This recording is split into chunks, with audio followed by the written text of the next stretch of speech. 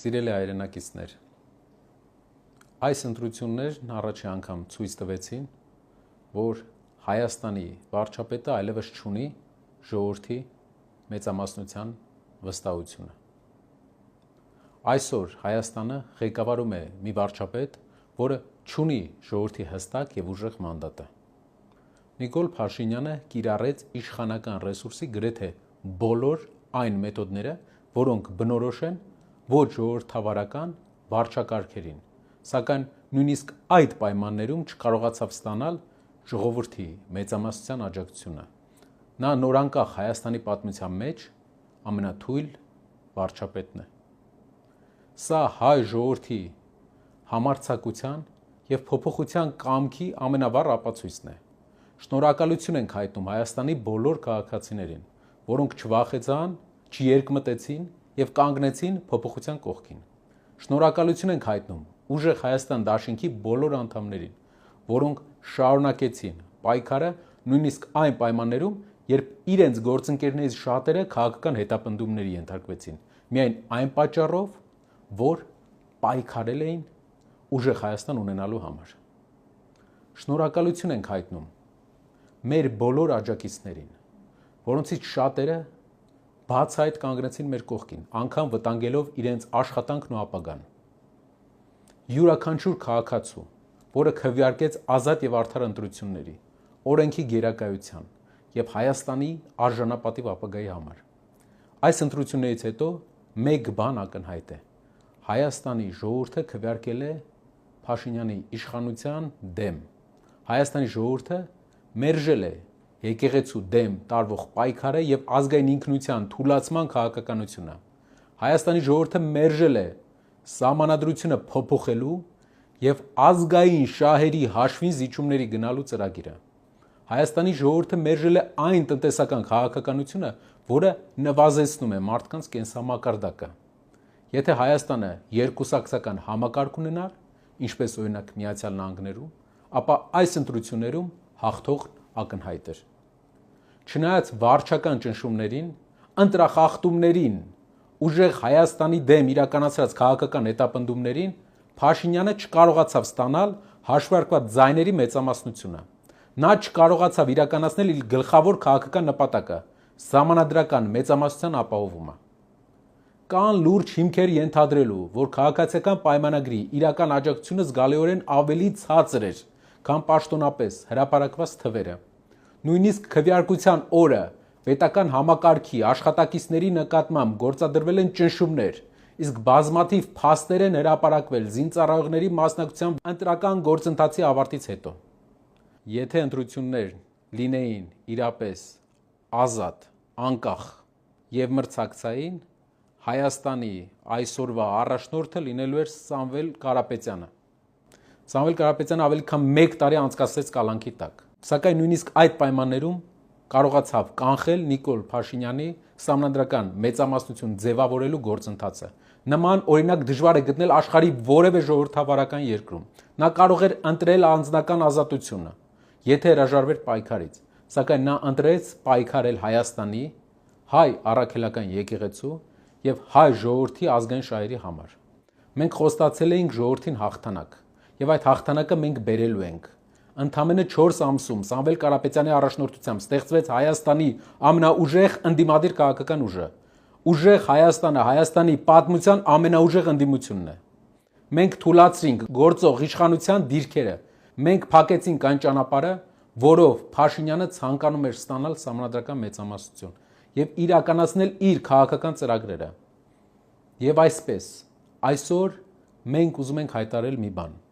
ազգային ժողով գնալու թե չգնալու մասին։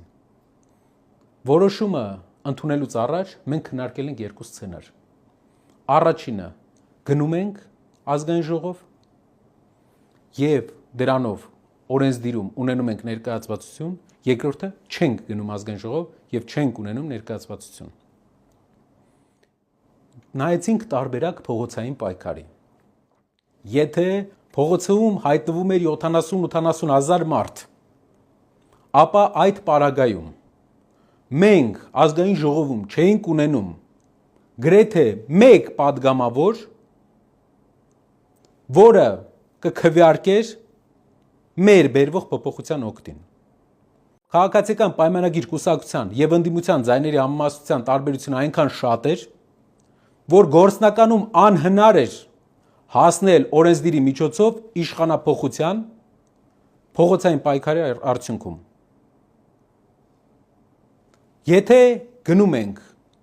օրենսդիր եւ չի լինում փողոցային պայքար, այդ ժամանակ գրեթե անհնար է բանակցային պրոցեսների միջոցով իշխանական պատգամավորներին բերել այն կարծիքի, որ պետք է փոփոխություն։ Այդ իսկ պատճառով մենք եկանք մի կարևոր եզրանկման, որպիսի Հայաստանում տեղի ունենա կարևոր փոփոխություն, պետք է երկու կարևոր բան՝ փողոցային պայքար եւ ազգային ժողովում օրենսդրում ընդդիմության մեծ ներկայացվածություն։ Այս համակցությունը կբերի մեծ փոփոխության։ Իհարկե, դա պետք է լինի մեկ անգամ, մեկ օր եւ վերջնական։ Մենք չենք պատրաստվում մարդկանց հրավիրել փողոց այն ժամանակ, երբ չենք տեսնում հնարավորությունը մեծ փոփոխության։ Մենք պատրաստվում ենք մարդկանց հրավիրել փողոց այն ժամանակ, երբ կտեսնենք մոտ հնարավորությունը փոփոխության եւ օրենսդիրի եւ փողոցի համակցության արդյունքում մենք ունենանք լեգիտիմ եւ խաղաղ փոփոխություն։ Այսպիսով մենք եկանք մի հայտարարի, որ ճիշտը մեր կողմից, մեր ուժի կողմից մանդատների վերցնելն է եւ ներկայացվածությունն է ազգային ժողովում, որպիսի ապահովի այն ներկայությունը, որը վաղը կաջակցի փողոցային պայքարին նաեւ։ Հիշեցնեմ, որ ուժեղ Հայաստանը եւ ընդհանրապես ընդդիմությունը այսօր պատմականորեն ամենաշատ ձայներն է ստացել Փաշինյանական իշխանության ժամանակահատվածում։ Հայաստանում իրական ընդդիմադիր դաշտում ազգային ժողովի ընտրությունների ժամանակ վերջին ժամանակներում ամենաշատ ընդդիմադիր ձայներ հավաքած ուժը ուժեղ Հայաստանն է։ Եվ սա ապացուցում է մի բան, որ մեր հայրենակիցները վստահեցին մեզ, իսկ մենք երբեք չենք հիասթափեցնի մեր հայրենակիցներին։ Անկամ եթե երբեմն մեր քայլերի մեջ մեր հայրենակիցները տեսնեն զգուշություն, վստահ եղեք, որ այդ զգուշությունը հուսախաբ չանելու համար է։ Ուզում եմ հատուկ նշել, որ մանդատների վերցնելը չի նշանակում ազգային ժողովում այս համամասնության լեգիտիմության ճանաչում։ Քաղաքացիական պայմանագիր կուսակցությունը ներկայացված է ավելի շատ ներկայացուցիչներով, քան պետք է լիներ, եթե լինեին օրինական եւ արդար ընտրություններ։ Մենք չենք ճանաչում քաղաքացիական պայմանագիր կուսակցության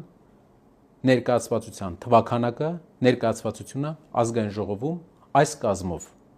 Սա ընտրախախտումների հետևանք է եւ ուզում եմ մեր հայրենակիցներին վստահեցնել, որ մեր սկսած գործը մենք ավարտին ենք հասցնելու։ Մեր ճանապարհային քարտեզը պարզ է։ Փաշինյանը առաջի անգամ կորցրեց ժողովրդի մեծամասնության վստահությունը։ Նա կորցրեց սահմանադրական մեծամասնություն ստանալու հնարավորությունը։ Մենք